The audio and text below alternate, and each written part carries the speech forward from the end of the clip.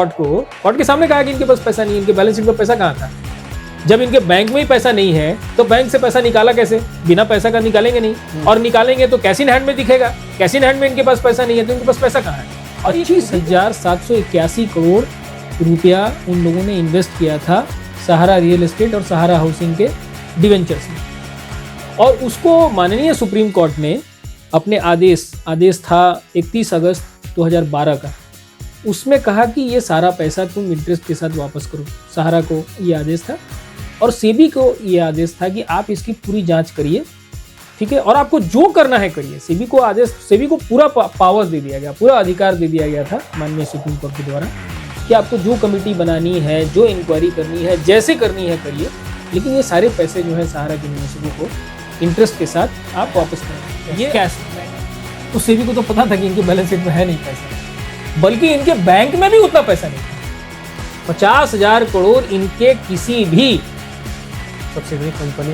Subsidiary company में, real estate में, housing में, सोसाइटी में, पार्टनरशिप फर्म में, पर्सनल अकाउंट में, किसी भी अकाउंट में इनके पास 50,000 करोड़ जो है वो कैश में नहीं था। तो सेबी को ये बात पता था, तो सेबी को पता था तो उसको जांच करने की जरूरत नहीं थी। सेबी ने नहीं किया, ठीक ही किया, क्यों जांच की? जोहार, नमस्कार। आप देख रहे हैं खबर आंदोलन, और आज हम बहुत ही इंफॉर्मेटिव टॉपिक में बात करने वाले हैं। खास करके उन लोगों के लिए बहुत बेनिफिशियल होगा जो सहारा में निवेश किए हुए हैं, और खास करके अभी हमारे साथ जो शख्स मौजूद हैं उन कोई परिचय के मोहताज नहीं, खास करके झारखंड में बहुत ही वायरल रहता। हमारे साथ मौजूद हैं सुप्रीम कोर्ट के वकील अखिलेश श्रीवास्तव जी, और उन्होंने अभी कुछ दिन पहले ही विश्व भारती जन सेवा संस्थान की ओर से 30,000 सहारा निवेशकों की ओर से रिट फाइल किए सुप्रीम कोर्ट में, और माननीय सुप्रीम कोर्ट से सर ने क्या वहां पर प्रार्थना की है, सर से हम जानना चाहेंगे। सर, सबसे पहले बहुत बहुत स्वागत है हमारे चैनल में। और सर, सबसे पहले जैसे आपने संस्थान के द्वारा एक रिट फाइल जो की है, उसमें माननीय सुप्रीम कोर्ट से आपने क्या प्रार्थना की है? सर, सबसे पहले आपको और आपके दर्शकों को नमस्कार। देखिए, 29 मार्च 2023 को माननीय सुप्रीम कोर्ट ने एक आदेश दिया सेबी को, और कहा कि आपके पास जो 25,000 करोड़ रुपया पड़ा हुआ है सेबी सहारा अकाउंट में, उसमें से 5,000 करोड़ रुपया आप CRCS को दे दीजिए, यानी कि जो रजिस्ट्रार हैं, मल्टी स्टेट कोऑपरेटिव सोसाइटी के जो रजिस्ट्रार हैं, उनको दे दीजिए, ताकि वो 5,000 करोड़ रुपया सोसाइटीज़ में, मल्टी स्टेट जो सोसाइटीज़ है, सहारा की जो 4 सोसाइटीज़ है, उसमें जो जिन निवेशकों ने इन्वेस्ट किया है उनको दिया जा सके। ये एप्लीकेशन लगाया था सरकार ने, है ना। एक जो पिनाक महंती का जो पिटीशन है, जो चल रहा है अभी भी माननीय सुप्रीम कोर्ट में, उसमें सरकार की तरफ से ये एक आईए लगाया गया और कहा कि 25,000 करोड़ जो सेबी सहारा के पास पड़ा हुआ है, जिसका डिस्ट्रीब्यूशन नहीं हुआ है, उसमें से 5,000 करोड़ हमको दिला दीजिए। वो पैसा 5,000 करोड़ हम जो सहारा के जो सोसाइटी में जो निवेशक हैं उनको देने वाले हैं, या उनको देना चाहते हैं। माननीय सुप्रीम कोर्ट ने लिखा नहीं कि किस आधार पर उन्होंने उसको ट्रांसफर करने के लिए कहा, क्योंकि 5,000 करोड़ रुपया जो है वो अगर डिवेंचर होल्डर्स का था, यानी कि सहारा रियल एस्टेट और सहारा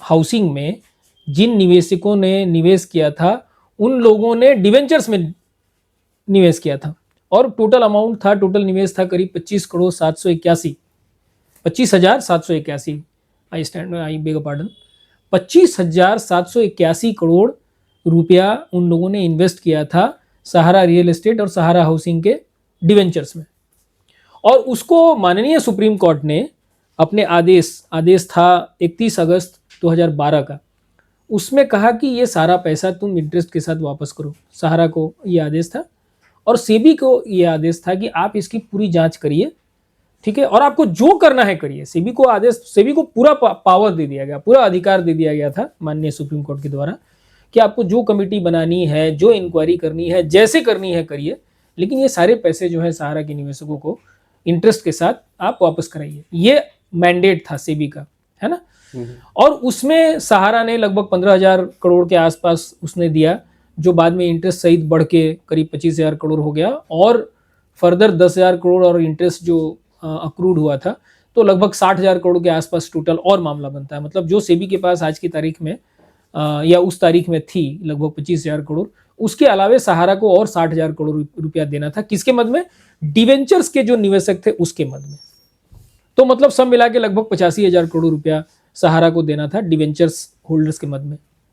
तो माननीय सुप्रीम कोर्ट को पूछना चाहिए था कि अगर ये सारे पैसे डिवेंचर होल्डर्स के हैं, यानी डिवेंचर्स में जिन निवेशकों ने पैसा लगाया उनका है, तो आप इसमें से 5,000 करोड़ रुपया क्यों मांग रहे हैं उसके लिए जो लोग सोसाइटी में निवेश किए हैं, है ना।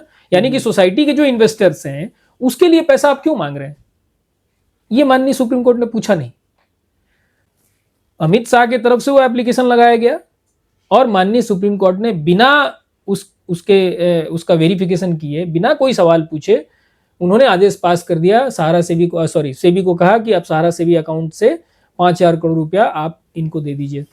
रजिस्ट्रार जो हैं मल्टी स्टेट कोऑपरेटिव सोसाइटी के, वो एक ही होते हैं पूरा, क्योंकि वो तो नेशनल एक्ट है, तो उनको दे दीजिए ताकि वो पैसा जो है उनको दिया जाए। मतलब आप डिवेंचर होल्डर्स का पैसा दे दीजिएगा, आप सोसाइटी के निवेशकों को आप नहीं दे सकते हैं। तो किस आधार पर मांगा सरकार ने, यानी अमित शाह ने जो एप्लीकेशन लगाया, किस आधार पर कहा कि 5,000 करोड़ रुपया हमको दे दिया जाए, और माननीय सुप्रीम कोर्ट ने किस आधार पर 5,000 करोड़ रुपया दे दिया कि आप ठीक है ये सहारा सेबी से ये पैसा लेके आप जाके सोसाइटी के निवेशकों को दे दीजिए, ये माननीय सुप्रीम कोर्ट ने नहीं कहा, है ना। लेकिन सरकार के पीछे जाने के पीछे, सरकार जो गई थी पैसा मांगने, उसके पीछे कारण था। सरकार को पता था कि सारा का सारा जो निवेश डिवेंचर्स में हुआ था उसका 99.98%, मतलब केवल 0.02% छोड़ के सारा का सारा पैसा जो है वो या तो ऑटो या थ्रू सम इंटरमीडिएरी मतलब किसी सहारा के किसी दूसरे कंपनी में डाले और फिर वहां से लेके चले गए आप सोसाइटी में। यानी कि सहारा इंडिया रियल एस्टेट का और सहारा इंडिया हाउसिंग का जो भी पैसा था, या मतलब उसके डिवेंचर्स में जो पैसा निवेश किया गया था सहारा इन्वेस्टर्स के द्वारा, वो सारा का सारा पैसा जो है वो ऑटो कन्वर्ट हो गया था या थ्रू इंटरमीडिएरी माने किसी दूसरी कंपनी के थ्रू, वो पूरा का पूरा पैसा 99.98% लगभग पूरा ही हुआ, 0.02% अगर छोड़ दें, पूरा पैसा चला गया था सोसाइटी में, है ना। तो ये जो फ्रॉड है, इस फ्रॉड को माननीय सुप्रीम कोर्ट इस फ्रॉड को उजागर नहीं कर सकी, क्योंकि माननीय सुप्रीम कोर्ट के पास वो तथ्य लाया ही नहीं गया कि ये सारा का सारा पैसा जो है ये ऑटो ट्रांसफर होके चला गया है सोसाइटी में। ये माननीय सुप्रीम कोर्ट जब सुनवाई कर रही थी सहारा सेबी मामले पर, मतलब सहारा कहीं ना कहीं इसमें सुप्रीम कोर्ट को भी गुमराह किया गया होगा। हाँ, बिल्कुल उसी पर हम आ रहे हैं। तो माननीय सुप्रीम कोर्ट जब सहारा इंडिया रियल एस्टेट और सहारा इंडिया हाउसिंग की सुनवाई कर रही थी, और फाइनली जो उसने आदेश दिया 31 अगस्त 2012 को, उस सुनवाई के दौरान माननीय सुप्रीम कोर्ट के पास यह तथ्य नहीं लाया गया कि यह सारा पैसा ऑटो कन्वर्ट होके या थ्रू इंटरमीडिएरी कन्वर्ट होके पैसा चला गया है सारा का सारा सोसाइटी के पास। इसका कोई भी पैसा रियल एस्टेट के पास अब ये पैसा नहीं है और सहारा हाउसिंग के पास भी ये पैसा नहीं है, जबकि सरकार को पता था, क्योंकि सरकार जो है केंद्र सरकार ने संसद में जब उससे सवाल किया गया कि आप सहारा के बारे में ये आरोप है कि ये सारा पैसा जो रियल एस्टेट में था और हाउसिंग में था ये सारा ट्रांसफर हो गया वहां, और सहारा ने लगभग 86,743 करोड़ रुपया 86,873 करोड़ रुपया जो है 673 मैं जो फिगर्स है उसमें हमको याद करने में दिक्कत हो रही है, लेकिन हमको लगता है कि अभी ठीक है, 86,673 करोड़ रुपया ये पूरा का पूरा इन्वेस्ट हुआ 4 सोसाइटीज में। और ये केवल डायरेक्ट इन्वेस्टमेंट नहीं था, इसमें जो 25,000 करोड़ 25,781 करोड़ जो इन्वेस्ट हुआ था डिवेंचर्स में, यानी कि सहारा इंडिया रियल एस्टेट में और सहारा हाउसिंग में, वो पैसा भी वहां गया था। ये सरकार को इस बात की जानकारी थी, समझ गए, सरकार को इस बात की जानकारी थी, क्योंकि सरकार ने खुद ही इस बात को माना था संसद में। तो आपको जाके सुप्रीम कोर्ट में कहना चाहिए था, आपको पहले भी कहना चाहिए था। ये सेबी, ये जानकारी सेबी को भी थी, केवल सरकार की बात नहीं है, सेबी को भी इस बात की जानकारी थी, क्योंकि सेबी को जब माननीय सुप्रीम कोर्ट ने कहा कि आप 25,781 करोड़ रुपया जो इन्वेस्ट हुआ है डिवेंचर्स में और उस पर जो इंटरेस्ट अक्रू हुआ है, ये सारा पैसा आप वेरिफिकेशन करके इसके जो इन्वेस्टर्स हैं उसको दीजिए। और उसको पूरा पावर दे दिया था माननीय सुप्रीम कोर्ट ने कि आपको इसके लिए जो करना पड़े, आप बन पड़े आप करिए, लेकिन पैसा उनको दिलाइए। लेकिन सेबी ने ये नहीं किया। क्यों? क्योंकि सेबी को सहारा के बहुत सारे इन्वेस्टर्स ने लिखा कि आप हमसे डिवेंचर्स के सर्टिफिकेट मांग रहे हैं, वो तो मेरे पास है नहीं।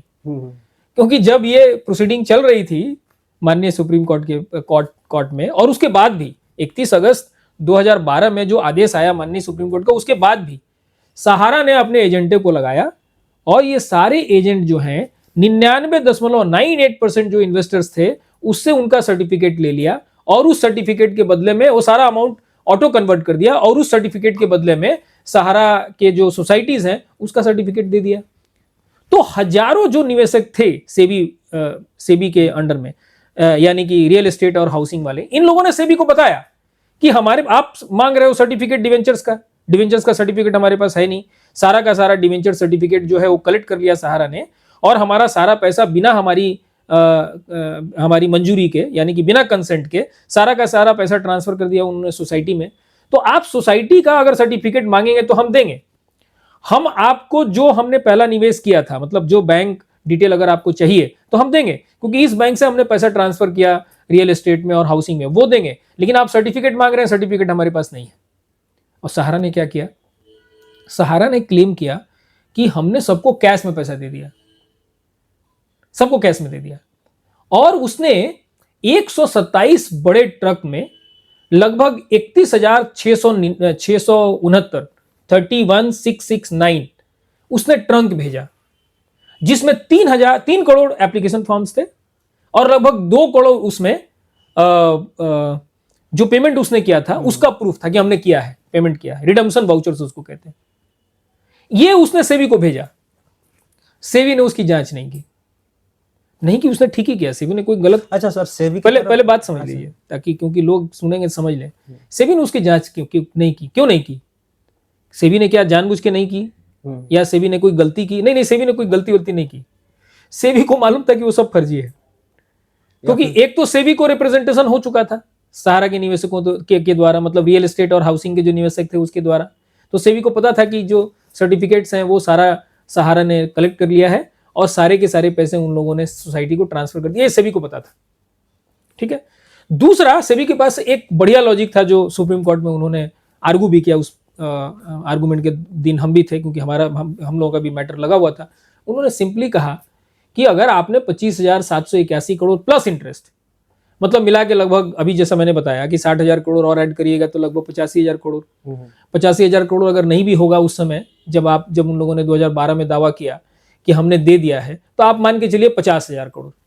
50,000 करोड़ अगर आप देते हैं तो आपका बैलेंस शीट में दिखना चाहिए ना। नहीं समझे कि आपने बैंक से पैसा निकाला, बैंक में पैसा है तो आप दिखा रहे हैं अपने बैलेंस शीट में कि बैंक में इतना पैसा है। लेकिन कैश देने के लिए अगर आप बैंक से पैसा निकाल रहे हैं तो आपको बैंक में उतना पैसा कम हो जाएगा। मान लीजिए कि बैंक में 50,000 करोड़ है और आपने उसको कैश में निकाल लिया है ना, तो अब आपके पास हाथ में कैश इन हैंड आ गया 50,000 करोड़ और बैंक में 50,000 करोड़ कम हो गया, माइनस हो जाएगा। और ये केवल दो कंपनी में नहीं, मान लीजिए किसी और कंपनी से भी आपने निकाला है ना, जैसे उन लोगों ने एक रियल एस्टेट में सारा का सारा इन्वेस्ट किया है, अगर आप उससे भी पैसा निकाले, कहीं और से भी पैसा आपने निकाला, ठीक है, तो वो पैसा आपको बैलेंस शीट में आपका दिखेगा कि अब वो पैसा बैंक में नहीं है, अब वो पैसा चला आया कैश में। तो सेबी को तो पता था कि इनके बैलेंस शीट में है नहीं पैसा, बल्कि इनके बैंक में भी उतना पैसा नहीं था।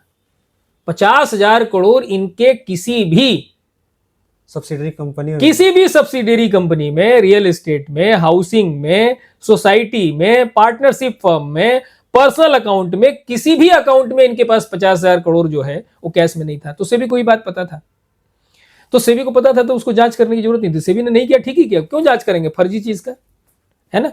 लेकिन तब सेबी का ड्यूटी क्या था? सेबी की ड्यूटी ये थी कि सेबी को जाके सुप्रीम कोर्ट को बताना चाहिए था कि माय लॉर्ड, आपने हमको कहा कि इसकी जांच करें और ये सारे पैसे इनको दिलाएं। अब ये सारा पैसा जो है रियल एस्टेट और हाउसिंग में है नहीं, ये सारा पैसा चला गया सोसाइटी में। हमारे पास ये प्रूफ है। इनके पास, इनके किसी कंपनी में, सारी कंपनी को मिलाकर भी इनके पास 50,000 करोड़ कैश में नहीं था, कैश इन हैंड किसी बैलेंस शीट में नहीं था। तो ये इन्होंने दिया कहां से? तो ये जो दावा कर रहे हैं कि हमने कैश में दिया है, फर्जी है।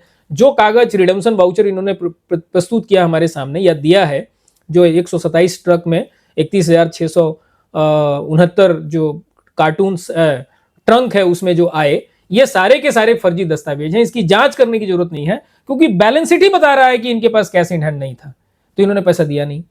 तो पैसा नहीं दिया और पैसा ऑटो ट्रांसफर हो गया, आपको पता है, तो आप उनको पैसा दे देते, ये सुप्रीम कोर्ट को बताते, सुप्रीम कोर्ट वो पैसा ट्रांसफर कर देती। किसको ट्रांसफर करती? सोसाइटी में। यानी कि रजिस्ट्रार के पास पैसा चला जाना चाहिए था, लेकिन सेबी ने नहीं कहा सुप्रीम कोर्ट को। सरकार को पता है, सरकार जाके 25,000 करोड़ में से 5,000 करोड़ मांग रही है सोसाइटी के निवेशकों के लिए, लेकिन सुप्रीम कोर्ट को नहीं बता रही है कि हम इसलिए मांग रहे हैं कि ये पूरा का पूरा पैसा जो है सोसाइटी में चला गया है, ये आप 5,000 करोड़ नहीं बल्कि पूरा का पूरा कर दीजिए। उससे पहले तो उनको बताना था, कि 5,000 करोड़ भी क्यों मांग रहे हैं। 5,000 करोड़ आप इसलिए मांग रहे थे कि आपको पता था कि ये पैसा नहीं है अब रियल एस्टेट के पास और हाउसिंग के पास, ये सारा का सारा चला गया सोसाइटी के पास। समझ गए बात? ठीक है ना? तो 5,000 करोड़ क्यों मांगे? आपको तो पता है, आपने संसद में ये बात एडमिट किया है, आपने कहा है, अपने मंत्रियों से कहलवाया है ये बात। तो जब आप इस बात को जानते थे, तो फिर सारा का सारा पैसा आपने कोर्ट को क्यों नहीं कहा और ये कोर्ट को क्यों नहीं बताया एप्लीकेशन लगा के कि देखिए सच बात ये है कि ये सारा का सारा पैसा जो रियल एस्टेट और हाउसिंग का है वो चला गया है इसके पास, सोसाइटीज, चारों सोसाइटी के पास, और चारों सोसाइटीज ने और भी फिक्स डिपॉजिट लिए हैं और बिल्कुल कानून का उल्लंघन करके लिया है। इसलिए आप ये सारा का सारा पैसा एक जगह ट्रांसफर कर दीजिए, एक बड़ी कमेटी बना दीजिए, है ना, जो बड़ी कमेटी सब ये जो क्लेम करने वाले लोग हैं उसकी जांच करेगी। ठीक है? तो हमने जो डिमांड किया है। अच्छा सर, जैसे कि आपने जो 30, ये बात बता दें कि हमारा प्रेयर क्या, आपने पूछा कि हमारा प्रेयर क्या, ही पूछा है ना? हाँ सर। मेरा प्रेयर इतना ही है कि सारे जो सहारा की कंपनीज हैं, लगभग 5,000 के आसपास उसकी टोटल एंटिटीज है। ठीक है? 4,900 कुछ तो उसका ये है, 4,999 या 900 कुछ 998 उसके पास प्राइवेट लिमिटेड कंपनीज हैं। उसके बाद 4 उसकी सोसाइटीज़ हैं। उसके बाद उसके पार्टनरशिप फर्म है। उसके बाद उसके सोल प्रोप्राइटरशिप बिजनेस है। मतलब जो पैसा तो एक ही जगह, पैसा तो निवेशक का है, उसी को लगाया है अलग अलग कंपनी के अंडर में। तो ये हमने कहा कि जब तक आप पूरी की पूरी इनका पूरा जो ग्रुप है उसको लिक्विडेट करना पड़ेगा। मतलब सारी कंपनीज को, सारी सोसाइटीज को, सारी पार्टनरशिप फर्म को आपको एक साथ लिक्विडेट कराना पड़ेगा। और सारे जो एसेट हैं, जो जैसे एमवे वैली है, एमवे वैली में ये क्लेम कर रहे हैं कि 62,643 उसमें है, 86,673 उन्होंने लिया है और 62,643 उन्होंने निवेश किया है एमवे वैली में। तो एमवे वैली में सारा पैसा लगा हुआ है, तो एमवे वैली को आप लिक्विडेट नहीं कीजिएगा, उसका प्रॉपर्टी सारा बेचिएगा नहीं, तो आप पैसा हमको लौटाइएगा कैसे? इनके पास तो कैश है नहीं, वो तो सेबी को पता है। सेबी ने कह भी दिया कोर्ट के सामने कहा कि इनके पास पैसा नहीं है। इनके बैलेंस शीट में पैसा कहाँ था? जब इनके बैंक में ही पैसा नहीं है तो बैंक से पैसा निकाला कैसे? बिना पैसा का निकालेंगे नहीं, और निकालेंगे तो कैश इन हैंड में दिखेगा। कैश इन हैंड में इनके पास पैसा नहीं है तो इनके पास पैसा कहाँ है? और ये खुद ही कह रहे हैं कि पैसा तो हम उसमें लगाए हैं। सरकार ने अपने जवाब में ये माना कि इन्होंने 86,673 करोड़ में से 62,643 करोड़ इन्होंने एमवे वैली में लगाया। तो एमवे वैली जब तक लिक्विडेट नहीं होगी पैसा आएगा कैसे? इनके पास जो जमीन है वो जब तक बिकेगी नहीं तब तक इनके पास पैसा आएगा कैसे? इनके पास जो एसेट्स हैं, दूसरे जैसे घर हैं, होटल्स हैं, दूसरे बिजनेस हैं, वो नहीं बिकेगी तो पैसा आएगा कैसे? क्योंकि पैसा तो वही उसी का है। जो 9.88 करोड़ मामूली नहीं होता है, लगभग 10 करोड़ मेंबरशिप है, उसमें मल्टीपल मेंबरशिप भी है, घटा दीजिएगा तो कुछ कम हो जाएगा। हमको लगता है कि 6-7 करोड़ के आसपास, 6-7 करोड़ लोगों से आपने पैसा इकट्ठा किया है। और केवल 86,000, उसको हम थोड़ा समझा देते हैं क्योंकि इस बात एक बार में बात खत्म हो जाए। 86,673 करोड़ रुपया ही नहीं है वो, बल्कि वो 1,10,000 करोड़ से ज्यादा है। उस पर हम बाद में आते हैं कैसे 1,10,000 करोड़ रुपया है। तो सरकार को पूरा का पूरा, सरकार को इस बात की पूरी जानकारी थी कि ये सारा पैसा चला गया सोसाइटी में। सेबी को इस बात की पूरी जानकारी थी कि सारा पैसा चला गया सोसाइटी को, लेकिन न सेबी ने कोर्ट को बताया न सरकार ने कोर्ट को बताया। और ये सारा ड्रामा चल रहा है इसको बचाने के लिए, सहारा को बचाने के लिए, ताकि ये पैसा निवेशकों को मिले ही नहीं। ये सारा मिस अप्रोप्रिएट करने का धंधा है, उसमें भी सेबी भी शामिल है और उसमें सरकार भी शामिल है, इसलिए हमको जाना पड़ा। तो हम एक बार फिर से बताएं कि हम माननीय सुप्रीम कोर्ट से हमने क्या कहा है या क्या प्रेयर है हमारा। हमने कहा है कि मतलब जितने इनके एंटिटीज हैं, जितनी कंपनीज हैं, जितनी सोसाइटीज हैं, जितने इनके पार्टनरशिप फर्म है, सोल पर, सबको आपको लिक्विडेट करना पड़ेगा, क्योंकि पैसा उतना ही है 1,10,000 करोड़, और उसमें अगर इंटरेस्ट जोड़ेंगे तो लगभग 3 लाख करोड़ के आसपास ड्यू है आज की तारीख में निवेशकों का। और वो सारा पैसा उन्हीं का है। अब तो सारा का सारा पैसा आप सोसाइटी के लोगों का है, क्योंकि सारे लोग सोसाइटी में चले गए, है ना। तो जब तक लिक्विडेट नहीं करिएगा तब तक आप ये पैसा दे नहीं सकिएगा। उसमें सबसे बड़ा नाम है एम्बे वैली का। मतलब सहारा से रिलेटेड जितने भी सब्सिडरी कंपनियां सबको एक जगह लाकर सबको आप सबको जहां भी लिक्विडेट हो, एनसीएलटी में लिक्विडेट हो तो एनसीएलटी में भेज दीजिए, है ना सर। अगर माननीय सुप्रीम कोर्ट चाहे तो सारी इनकी प्राइवेट लिमिटेड कंपनी एक एनसीएलटी दिल्ली के में जो एनसीएलटी की बेंच है वो सारे के सारे मतलब उनके एक आदेश से सारे के खिलाफ लिक्विडेशन का एप्लीकेशन फाइल हो जाएगा, है ना, या वाइंडिंग अप एप्लीकेशन फाइल हो जाएगा एनसीएलटी दिल्ली में। और वो एमसीए भी फाइल कर सकती है, उस सेबी वाले कंपनी का फाइल कर देंगे, रजिस्ट्रार जो हैं वो सोसाइटीज का फाइल कर देंगे, ठीक है। पार्टनरशिप के लिए जो कुछ सरकार के नुमाइंदे भी फाइल कर सकते हैं और जो निवेशक हैं वो भी फाइल कर सकते हैं। तो सारा का सारा एक साथ दिल्ली की अदालतों में लिक्विडेशन के पिटिशंस फाइल हो जाएंगे, लिक्विडेट हो जाएंगे, और सारा जो एसेट है उसको बेच के आपको एक फंड में लाना पड़ेगा। और उस एक फंड को मैनेज करने के लिए आपको एक बड़ी कमेटी बनानी पड़ेगी। उस कमेटी में सेबी के लोग होंगे, उसमें उस कमेटी में सोसाइटी के लोग, जो रजिस्ट्रार और उनकी जो टीम है मल्टी स्टेट कोऑपरेटिव सोसाइटी के, उसके लोग होंगे, उसमें एमसीए के लोग होंगे, उसमें जरूरत पड़े तो जो इंस्टीट्यूट है सीए, सीएस, आईसीडब्ल्यूए, उसके लोगों को ले आइए, ताकि एक बड़ी कमेटी बने। और वो बड़ी कमेटी जो है वो वेरीफाई करेगी सारे क्लेम्स। तो वो देखेगी कि कौन सा पैसा रियल एस्टेट से चला गया है सोसाइटी में, कौन सा पैसा हाउसिंग से चला गया है सोसाइटी में, कौन सा पैसा रियल एस्टेट और हाउसिंग से किसी दूसरी कंपनीज में गया है, वहां से फिर वो पैसा कैसे गया है सोसाइटी में, या वहां से पैसा हो सकता है उनके पर्सनल अकाउंट में चला गया हो, इंडिया से बाहर चला गया हो। इसकी जांच करनी पड़ेगी। और जांच के लिए जब तक एक ब्रॉडर कमिटी नहीं बनेगी जिसमें ये सारे जो स्टैट्यूटरी बॉडीज हैं, सेबी वाले, एमसीए वाले, सोसाइटी वाले, ये सारे लोग जब तक नहीं आएंगे तब तक इसकी जांच संभव नहीं है। तो ये मांग है हमारी माननीय सुप्रीम कोर्ट से कि एक तो लिक्विडेट कराइए सारी एंटिटीज को, और दूसरा एक ब्रॉडर कमिटी बनाइए जिसमें ये सारे जो स्टैट्यूटरी बॉडीज हैं उसके लोग आए और वो इसकी जांच करें। जब तक नहीं बनाइएगा जांच होगी नहीं, क्योंकि सेबी कहेगी कि हम तो केवल कंपनी की जांच करेंगे, एमसीए कहेगी हम कंपनी की जांच करेंगे, ठीक है ना। अच्छा, सब अलग अलग, हाँ सब अलग अलग। सोसाइटी कहेगा हम अपनी जांच करेंगे, जबकि आपको पता है कि जो रियल एस्टेट और हाउसिंग में जो पैसा गया वो पैसा सारा का सारा चला गया सोसाइटी में। तो फिर आप जब तक इनको एक साथ नहीं बिठाएंगे आप जांच कैसे करेंगे, वेरीफाई कैसे करेंगे? तब तो लोगों का पैसा मिलने से रहा। तब तो ऐसे में और जितना डिले हो रहा है, आप समझिए इस बात को, जितना डिले हो रहा है उतना ही सहारा वाले जो हैं वो पैसा साइफन कर रहे हैं, निकाल रहे हैं सिस्टम से। अल्टीमेटली हमको लगता है कि इनको मूलधन भी मिल जाए, 1,10,000 करोड़ रुपया जो हम बोल रहे हैं, 1,10,000 करोड़ रुपया भी अगर इनको मिल जाए तो बहुत बड़ी बात होगी।